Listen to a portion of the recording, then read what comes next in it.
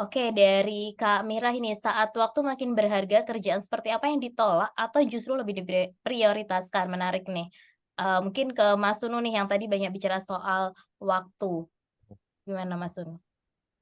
Satu, tugas utama yang diprioritaskan yang ngajar lah mahasiswa. Kayak saya dosen gitu. Hmm. Jadi saya akan prioritaskan, saya nggak pernah kosong.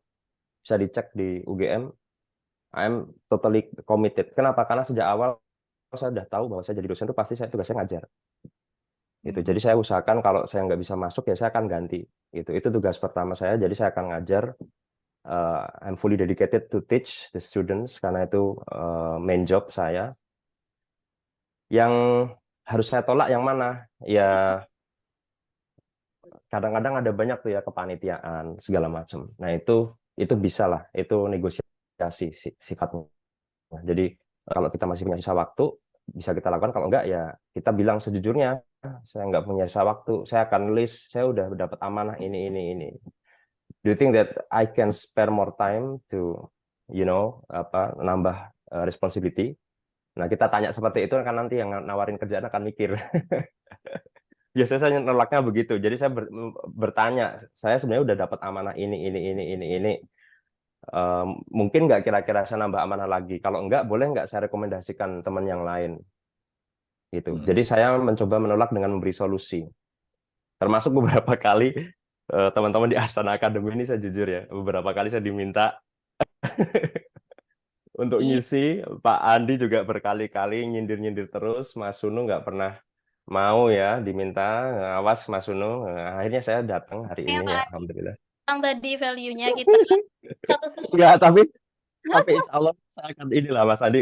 Saya takut dengan Mas Andi ya. Jadi insya Allah saya nggak akan nolak gitu ya. Jadi begini teman-teman, kadang-kadang kita harus harus pandai-pandai bilang no gitu ya. Cuma kita harus memberikan solusi gitu. Jadi nggak cuma bilang no, tapi ada nggak better option gitu. Bahkan saya memilihkan sahabat-sahabat yang lebih canggih dari saya, yang lebih powerful untuk ngisi. Jadi saya tahu tuh, oh ini kriteria ini lebih bagus kalau dia yang ngisi acara ini misalkan, atau dia yang menggantikan saya apa segala macam. Jadi saya nggak asal ngelempar juga ketika rekomend orang tuh, more or less pasti saya udah tahu capability-nya seperti apa dan dia biasanya juga jago juga di yang ini.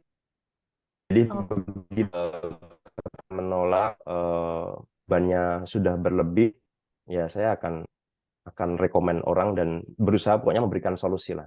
Sekecil apapun saya akan bantu gitu. Itu untuk bilang pertanyaan no, nomor tapi satu ya. ya kasih Iya, solusi ya. kali solusi Iya, gitu. gitu. Ada gantinya nih dan itu Tuh, Mira nih ada kerjaan sama aku, Mas Sunu. Jangan bilang no, oke, nggak boleh nanti. Mira ada berharga sekali di tempat saya. Jangan. Oke, tapi itu tadi oke. ya, itu dengan solusi Mas. Nomor nah, Riset tahunan itu jadi tambah. oke. Yang jadi tambahan pemasukan itu hasilnya, Mbak. Karena untuk hasil riset itu di UGM kan ada insentifnya kan kalau kita bisa publish paper. Nah, itu yang menjadi additional income sih sebenarnya. Karena untuk riset sendiri kan sebenarnya budgetnya kan udah ini ya, udah ada aturannya gitu. Jadi untuk alat sekian persen, untuk apa barang habis pakai berapa, itu udah ada aturannya dan kalau nggak salah, kalau yang dari LPDP saya pernah dapat itu ada alokasi untuk gaji peneliti sekitar 30% kalau nggak salah. Ya, yang dari LPDP saya pernah dapat apa itu Rispro ya. Itu ada. Cuma ya justru yang menjadi hadiah itu adalah hasilnya. Jadi dari situ saya biasanya gimana caranya kita bisa publish gitu. Karena begitu publish kan ada insentif kan. Dan itu Ya. bisa jauh lebih gede dibandingkan range yang dipatok LPDP. Misalkan LPDP 30% dari dana dana totalnya. Tapi kalau kita bisa publish 2-3 paper itu kadang-kadang ketika diakumulasi jauh lebih gede loh dibandingkan dengan gaji penelitinya. Nah, jadi saya lebih banyak ke sana. Kemudian kalau yang arahnya ke commercialize ya itu pasti akan jauh lebih gede lagi. Jadi arahnya ke produk dan itu bisa kita jual. So salah satu hal yang mungkin teman-teman harus belajar adalah marketing and business ya kalau sudah ke arah komersialisasi produk. Dan itu saya sangat concern kalau teman-teman punya skill untuk bikin produk tertentu, you have to learn how to commercialize your product gitu. Itu sangat saya rekomendasikan. Dan semua dosen harus belajar menurut saya, terutama untuk teman-teman yang bisa create something ya. Seperti Mas Andi tadi kan bikin peta, itu harganya mungkin sangat mahal. Saya punya satu cerita dikit aja, nambah dikit. Scientific illustration kalau di Eropa itu harganya mahal, Mas Andi. Jadi satu gambar itu bisa range-nya sekitar 1.500 sampai 2.500 euro.